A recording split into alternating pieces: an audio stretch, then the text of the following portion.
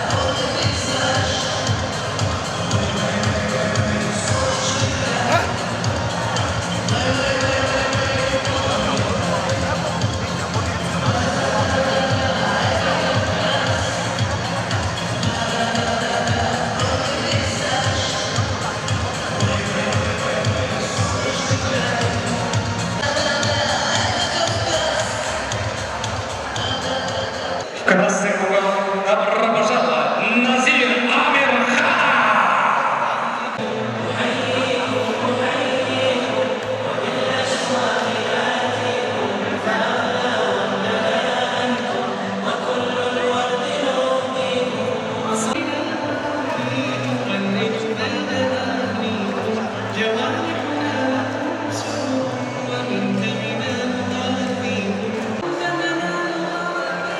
Итак, уважаемые друзья, знакомимся с бойцами этого поединка. Бойцу синему углу 17 лет.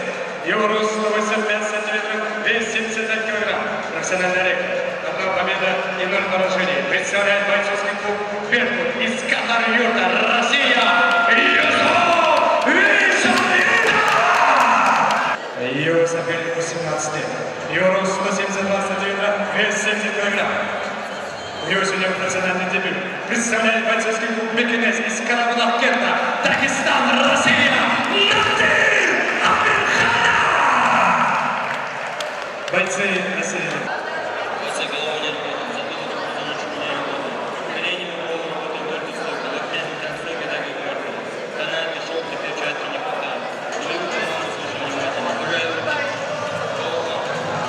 Уважаемые друзья, боец из синего угла начинает поединок с желтой карточкой.